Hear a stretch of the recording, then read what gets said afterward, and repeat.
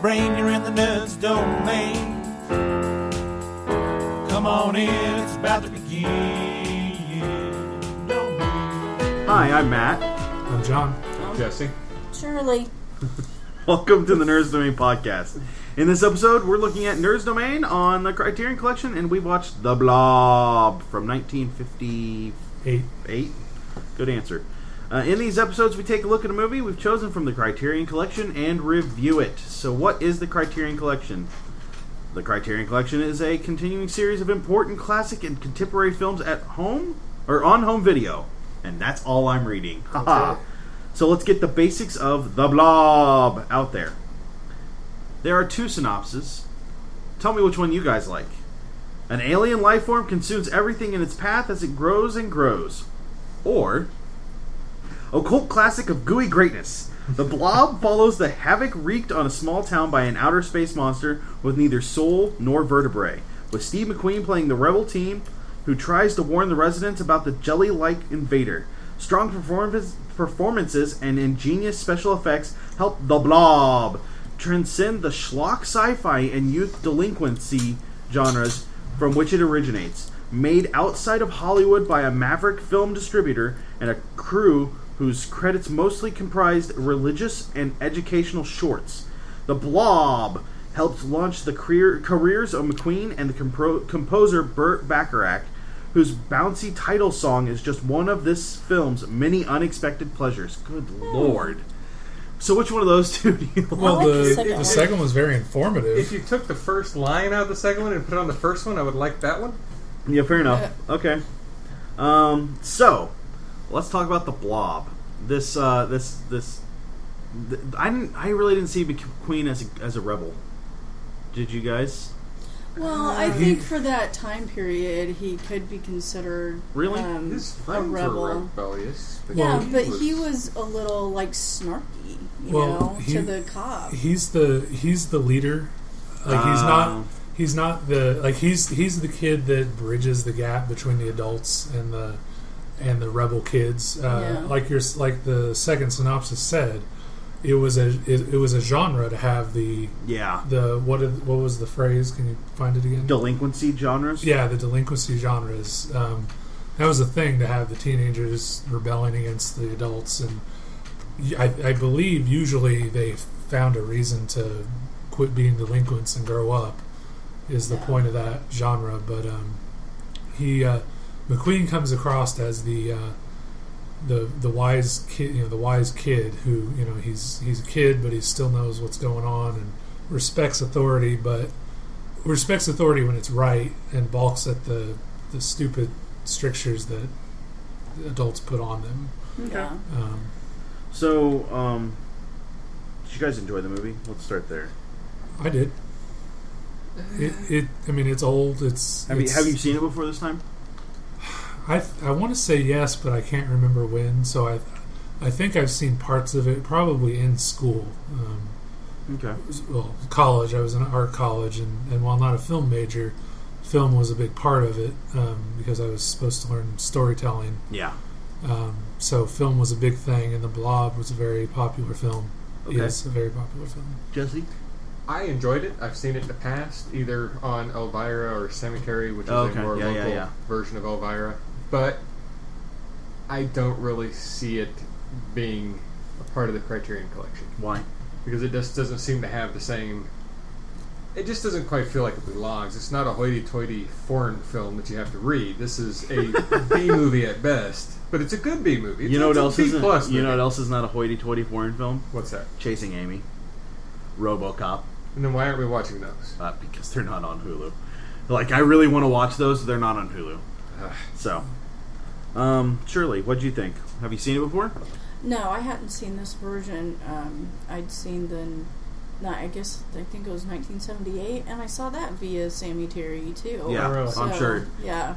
Yeah. So it does make it is a good point to make that this is not the first, or this is the first Blob, but this is not the only Blob. There's Return of the Blob and the Blobs again, and blah blah blah blah blah. And then there was the one that they made. I don't know. It was a few years ago. That was the newest one. Did you like the movie?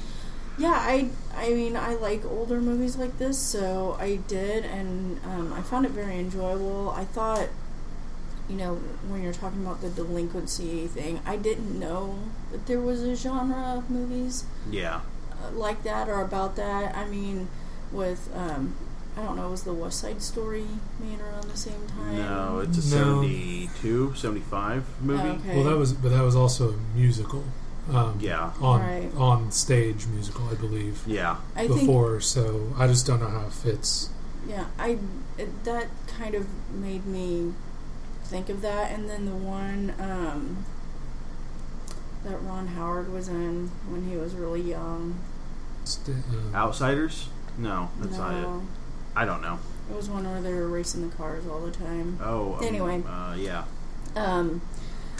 But what I enjoyed so much about Steve McQueen's character is that, or any of the other guys, they say they're delinquents, but they actually respected the authority and what they had to go through, because all of them were hanging on his car that one time, and they said, "Oh yeah, but so and so, Dave kind of looks out for us," or they were standing up for the cop. And I just thought that might be a time gap thing, like the 50s, what they consider being a delinquent and what we consider being a delinquent nowadays. You know what? Right. Moving a cop's car in 1955 or 58 was hilarious, and being a delinquent, if you did it now, you get shot. Yeah.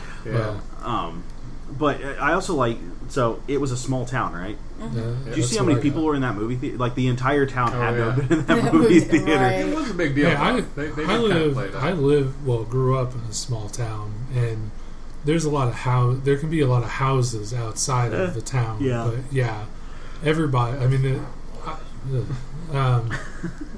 I thought the old man that shushed him when Steve McQueen came in to find his buddies, and there was the old guy. I was like, what is that old guy doing? Yeah. At a midnight horror movie show. Yeah. Like, that's weird. Yeah. But, everybody else is supposedly 18 years old in high school, and here's this 60-year-old guy. Yeah, but if you scan the crowd, there was an older couple though too. Oh, I didn't. There were all ages, and going to the movie theater was a thing, right? So but it just seemed weird that one guy was up in the balcony. Yeah. So, what'd you guys think of the special effects? They're showing their age.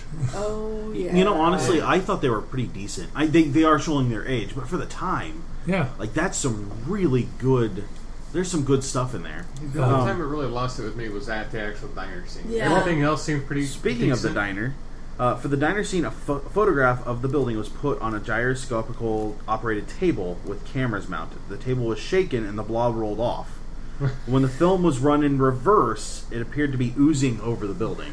Which, honestly, I understand what you guys are saying. Yeah. They are showing their age. But for me, that's ingenious. You're looking at what you have to do and figure out how to do it, and you have to use practical effects. Right. You got to start somewhere. Yeah, so I mean, I'm really did. impressed by that. A lot of the stuff with the blob was really good. The way it oozed under the doorway into the freezer and then pulled back, which was just really it oozing, and then they reversed the film. And I get that, but I don't know. I guess for me, when we were in TV class, we in high school, we had to do an intro for a book series that they did on the local show, kind of like Reading Rainbow.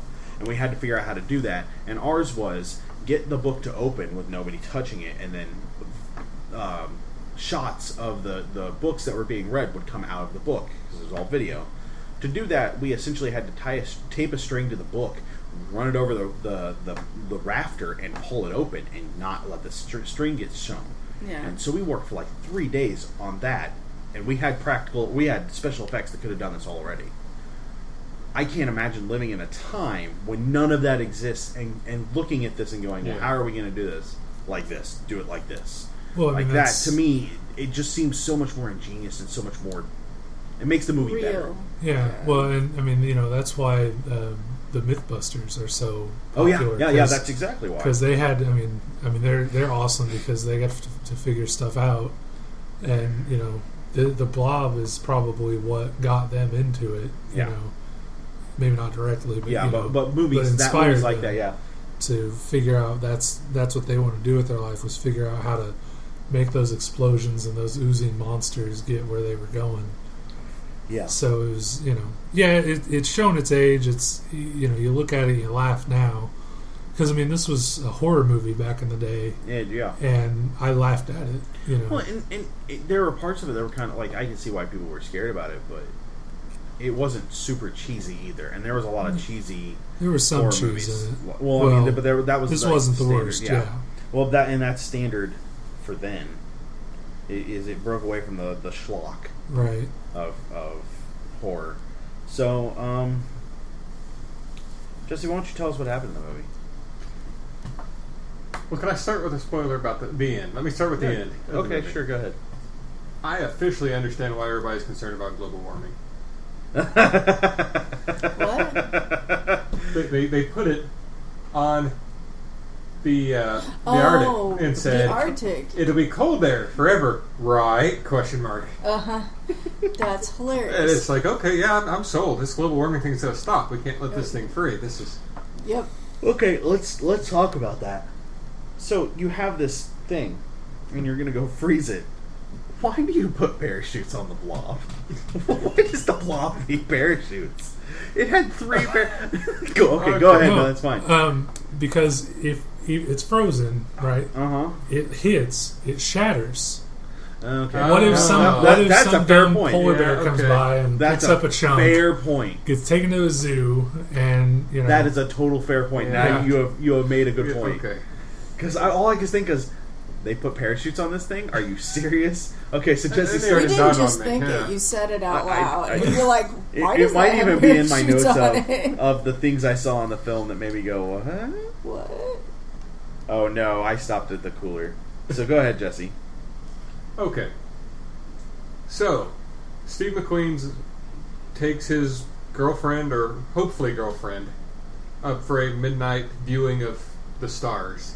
It's not necessarily midnight; it's just late because No, it's midnight the entire movie. The show movie was started the at movie midnight. started at midnight. It was a late viewing of the stars. Yes.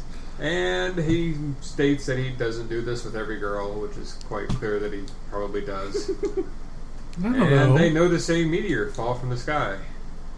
And it seems to have fallen pretty close, so they decide to go and investigate. On their way to investigate, they run into an old man. Almost literally. Yeah. Well, When they go to find out what was wrong with him, he's got this thing attached to his hand. It was his hand, right? Yeah, it was just his hand when they picked him up. And they decided to try to rush him to the doctor, which Well, they cut straight to. You forgot the cut scene where they showed the guy poking the meteor with a stick. The meteor breaks open and it's got this yolk, and he decides to poke the yolk with a stick. And it jumps upon And then he his holds hand. it up so it runs down the stick and onto his hand. Well, no, he holds it up, and then and it right starts before to it move. gets his hand, he turns it down. Yeah, and then it lunges. Jumps and grabs it, Yeah. so it's scarier. Yeah, it does do the lunge. Yes. But yeah, they decided to take him to the doc, and then they mentioned the fact that, gee, I hope he's there. And then they cut to him telling his secretary, I'm leaving for the next few days. The housekeeper, the old lady who's supposed to take care of this place. I thought it was the That was- secretary. no, okay, 'cause so he that's why comes that in nosy the old movie lady later. comes Yeah. up later. Yeah. One of the two characters. Which, I by the way, absolutely who despise. leaves for a medical conference at 10 o'clock at night? Exactly. It depends. I mean, And since Winter Medical Conference is only on Saturdays, In the 50s. I guess that's good. it's a different era, man. I Yeah. can't tell you what the logic, but it was there. So they get to the doctor, They get to the doctor. catch him just as he's leaving. As he's leaving, he decides to go back in. Before he does, he puts a little note up on the door stating he's going to be gone for 2 days, just so the cops won't notice and well, won't believe the kid's story. it's plot. It is. He had the note on there before the kid showed up. He just didn't take the note down. Right. Well, because he had a guy that was in pain. He Yes. needed to take care of. Yes. So Then the kids decide to leave. They bring the guy in. He calls the nurse. He tells the kid he wants them to go look into what happened. because they don't know who this old man is. Yeah. He Oh may yeah, have there's no family. idea. So they go to look. And on the way to look, they run into some other kids. They decide to race backwards. Yes. There's a cop who gets Dave. The good cop. Yeah. Dave, who Steve Potentially the chief gets of on police. Steve McQueen for not driving backwards. I found it odd that the lieutenant was running the police. There was no chief; it was just the lieutenant. Well, Dave was I a mean, lieutenant? Yeah, he was sergeant and lieutenant, and then the other guy. And he said, as long as I'm in charge of the entirety of the police of this city. Right, well, like, but it's a small town, so it doesn't need a chief. A lieutenant's high enough rank to be in charge. So they pick up these other 3 kids. They go check out the place. There's nothing there. They come back, and they decide to go to the. They find the house. They get talked into going to the movies also. That's when we first hear about the movie, the horror movie that's playing at midnight. So they come back and they get the police to come look and see what happened to the doctor because he's missing. Oh no, they witness. Yeah. Oh, that's right. Steve McQueen witnesses. Yeah, the doctor girlfriend never leaves the car. She was in the car out front. Yeah, he walked around back. Because meanwhile, while they're out looking at the house, from the old guy's house. Yeah. Yeah. Meanwhile, while they're out looking at the house, the blob wakes up, eats the guy, eats the nurse, and then eats the doctor as Steve McQueen shows up and looks in the window. Mm-hmm. And then the cops don't believe him.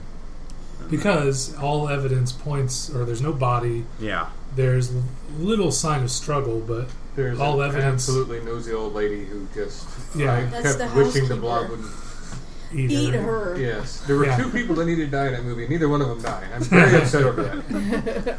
Who was the other one? The bad cop. The bad cop, the sergeant. Yes. Yeah. He was kind of a jerk.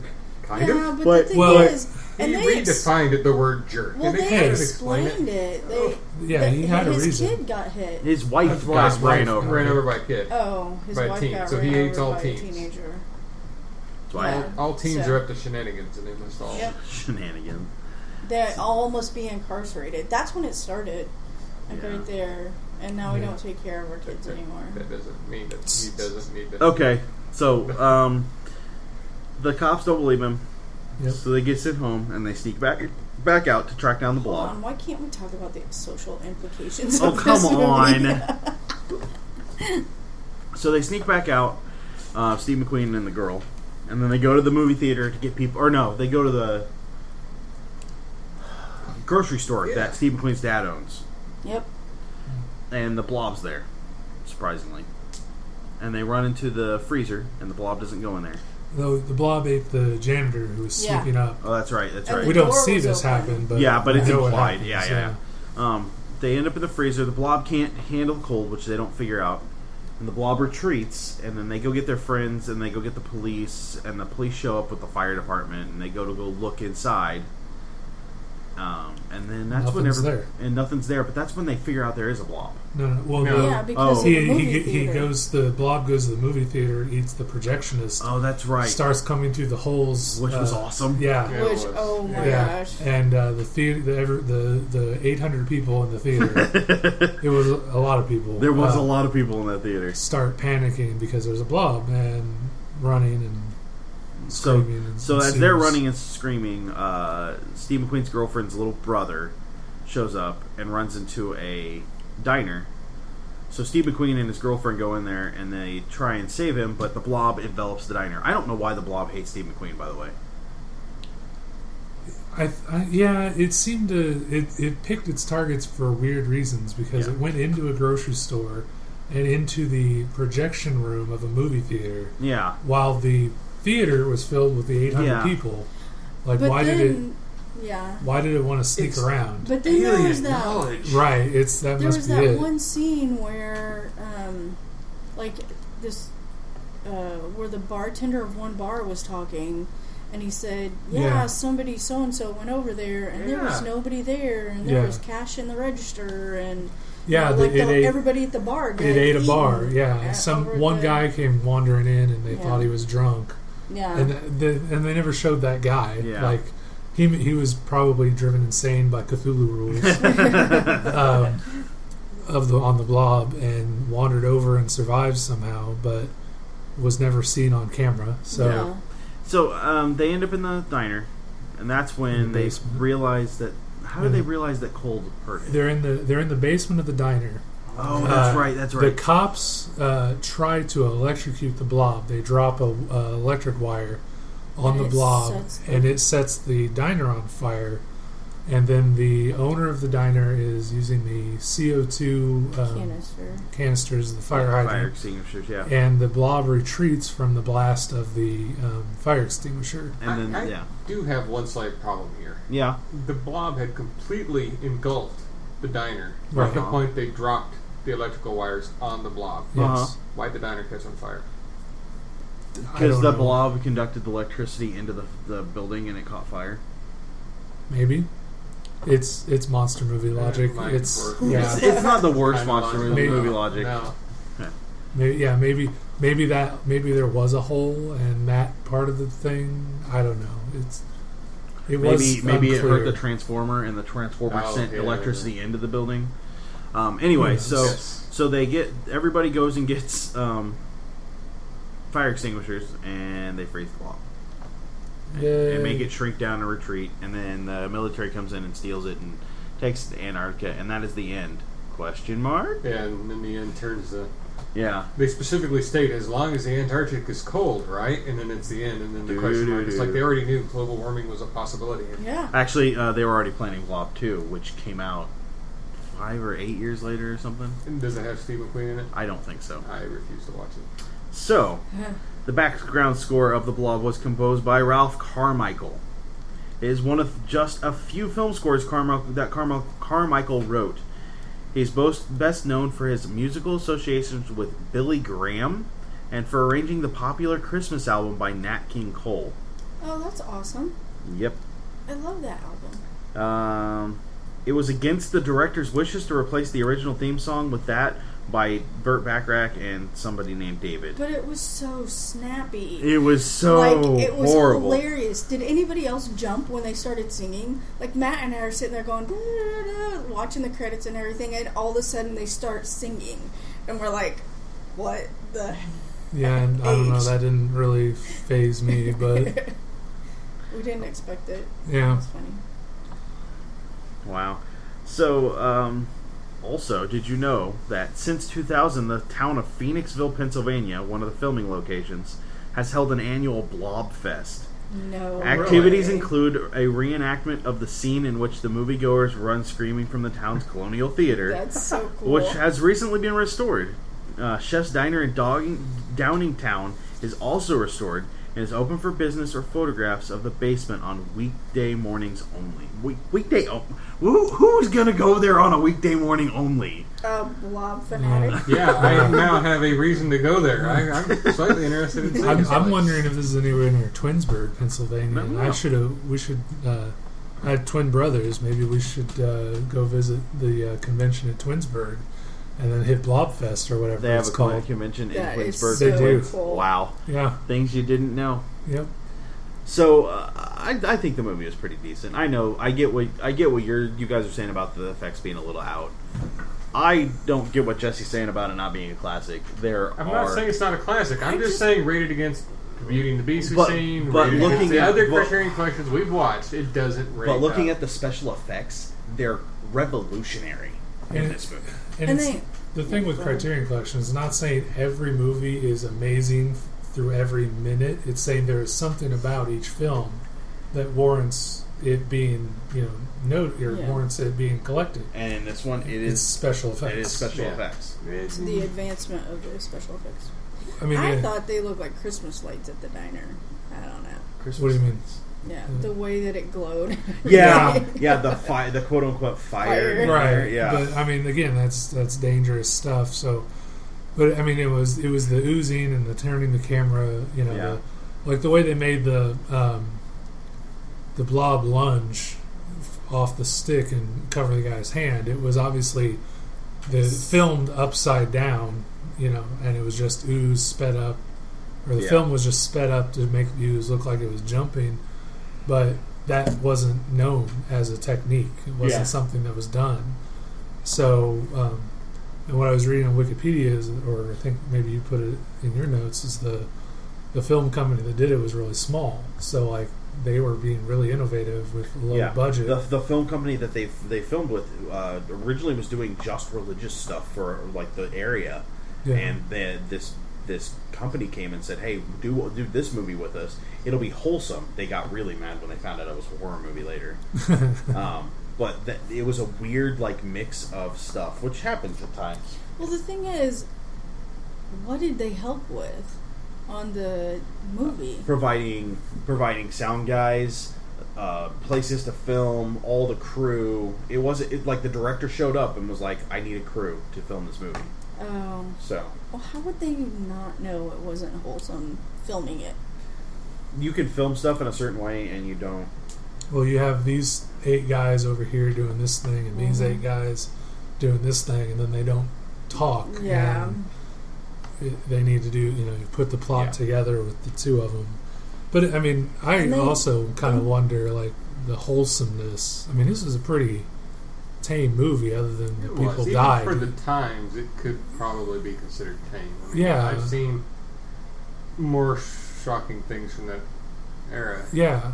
So it's just, I don't really see what the problem is, but I'm a modern age person. I'm in the 21st century, or this is 1958 that we're talking about. So it's again, not a different horror movie, time. It's not full of guts and blood, right? And I'm looking at that's gore. It's not horror. Or I know, but or that's even what the scissors are now. That's not a horror movie. No, it's gore. But, how about Paranormal Activity? Oh that's, my God, those are scary movies. Yeah. In my opinion, I kind of am creeped out by them. And there's. So you won't sit on your couch anymore? I don't sit on the one couch. I will not. I have a couch that has its back to the kitchen, and one that's back against the wall. I sit on the one when I'm home alone at night. I sit with my back against the wall, not to the kitchen. Anyway, so that that's a horror movie to me. The Blob does not compare to that, but as horror. But no, because that's not a B movie horror. What about Attack of the Killer Tomatoes? That was intended to be a comedy and a spoof, and I believe done after the Blob. So it was technically it was done far after the Blob. So it was technically a spoof of the Blob. Not really. It might have been a spoof. There were scenes directly taken from the Blob where they just replaced the Blob with a giant tomato. Yeah. Well, this movie made me want to watch that one again. Sure. Yeah. No, I mean, nowadays they go hand in hand, but back in the day, the Blob was a horror movie. Killer Tomatoes was just a comedy, just a farce. So this was the last movie that Steve McQueen was billed as Steven. Was he really? I saw Steve McQueen, I thought. Yep. Cool. In some promo material, we're just going to go over some trivia. Yeah. The character played by Netta Corsat, the main female lead, is referred to as Judy. Her character's name in the film was actually Jane. Steve McQueen was offered $2,500 for the movie, or 10% of the profit. He got $3,000. He took $2,500. It later made $4 million. Wow! For $4 million, and $4 million in those days, lots of money. Yeah. The film was originally going to be called Molten Meteor, but then they heard while filming it someone call it The Blob and changed the name. That's a good thing. Yeah, it was. When Steve and Jane go to the police station to report the death of Dr. Howland, the calendar on the wall reads July 1957. Oops. Yeah. Well, I mean, but it tells you when it happened. And the Blob is a mixture of red dye and silicone. Yeah. It's disgusting. Yeah. So, yeah. So here's some stuff. Here's some stuff that I learned from the movie. Are we ready for these? Sure. That is some groovy music. The whole opening thing was just awesome. And then the credits were again at the beginning. I really wish that they would stop that. Yeah, I hate it. Well, they do eventually. Steve McQueen, smooth operator. There's no the crater lands and there's no fire anywhere at all. Okay. Nothing smoking. Nothing. Okay, it is a common. I don't have all the facts on this, so I'm going to screw this up, and someone should write in and tell me what I do wrong. But it is actually a common misconception that meteors coming to Earth are burning. That's just the stuff, the stuff built up around them burning off. Mm-hmm. By the time they land, they're actually pretty cool. There's no way. Atmosphere. Moving at that speed, you keep hot. Unless you don't, because the stuff that is burning as it comes to the atmosphere is burning off. It's the moisture, the ice is burning off. That heat doesn't just not touch the insides. It's in the water that goes away. This is a thing. Well, okay. I don't. All right, listeners, if you have the answer, email, or I'll have to look this up. Did you see the monkey lizard egg? In the crater? The meteor? Yeah. It's a critical hit. So the monkey lizard in critical hit, yeah, they have eggs that look like geodes. And when I saw the crater with the meteor in it, I think it was monkey lizard egg. Oh, so they don't have a drawing of it somewhere that it looks like that. No. It was overdubbed in some points, especially right when they're getting in the car from their makeout session. Seatbelts. What? Anywhere? Were there I don't think they existed in 58. Nope. Honking? Did you know honking makes your car go faster? There's no one in front of him. He's got the doctor or the old guy in the back of his car, and he's just honking. And That's the car's not true. He goes around the punks. He starts honking, and his car you're looking at him hitting it, and his car speeds up as he honks. When he goes around the other punks and the other kids in the car. I don't think it was just then. I think he was honking at nothing, and then his car sped up. I'm pretty sure he was honking to warn the other car he was about to pass them, but there was no hospital, just a doctor, which I thought was weird. But it's a small town. Yeah, New Palestine doesn't have a hospital. There was some really good horror tropes where it was you go over here and we'll go over here and we'll split up and then somebody won't come back. Yeah. That dog was adorable. They picked up that dog. I was like, wow, that dog is adorable. Dr. Hallen at one point said he's dead, Jim. I got that. He's dead, Jim. That was funny. That was funny. I forgot that bad wiring in the 1950s meant that if you broke a bulb, you could blow a fuse. Yeah, that. I was like, "What the hell?" The whole building just went out. No, just the exam room, but yes. Yeah. Physically, Steve McQueen looked old when they did some close-ups on his face. Yeah, he was terrible. And he was acting-wise, though, he was really good. I think he really hit his marks really well. Mm-hmm. The movies were only 80 cents. And did you see all that meat in the cooler? Man, I was hungry. Yeah. There was a lot of meat in the cooler. There were 4 sides of beef in there. Yeah. I would just like to add the internet agrees with Johnny. About what? Boom. Meteors are typically... when they impact. The larger the meteor, the higher the chance of it being hot and causing a fire. But for the most part, the hot pieces burn off before it hits the ground, thus leaving the cool exterior. That being said, they just believe that. They haven't actually walked over and picked one up that's just landed to actually test the theory. Well, I will point out the technology that keeps the space shuttle from burning up when it re-enters the atmosphere. Ablative technology is based on that theory. The space shuttle doesn't burn up. There's something to it. The tiles on the space shuttle are built to distribute the heat. The surface of the heat shields melts away and vaporizes, carrying away the heat. That's what happens when the meteors come down too. And if you'll notice, when the space shuttle lands, guess what's still hot? Are you going to ask with askanastronomer.com? I went to space camp. I learned this stuff.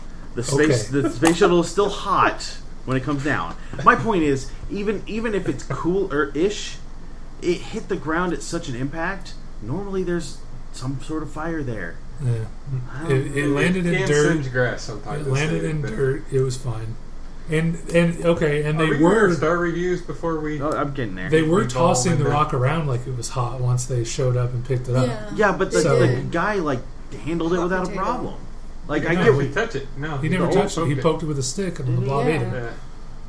I thought he picked up that first piece. No.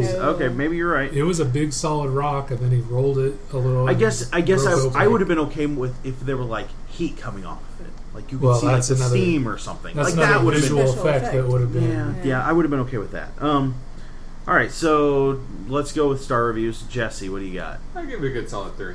3? Yeah, out of 5. Okay. Shirley? 4 out of 5. Yeah. I have to give it a 3. Its age is showing too much to be great. I give it a 3.5. I think for its time, it was amazing. I really like the special effects. I think they're solid. I like a lot of what they did with that, and I would go back and watch it again. I have no problem doing that. Oh no, yeah, I could watch it tonight. If we were hanging out and watching it, sure. Yeah. I wouldn't turn it on myself. There's too much other good stuff to watch. Okay. So, you guys are probably expecting to hear Modern Times sometime soon. I haven't told Johnny this, but Shirley and Jesse know. There was a problem. And by problem, I mean, I think I deleted it. I'm not positive that I deleted it, but I think I deleted it. So, what we're going to do, surprise Johnny, is we're going to rewatch Modern Times. Excellent. And Johnny's going to get to record it with us. Yay. So look for that in a couple of weeks. After that, we're going to be back on our regular schedule. I have to look at what our regular schedule is, but it's exciting.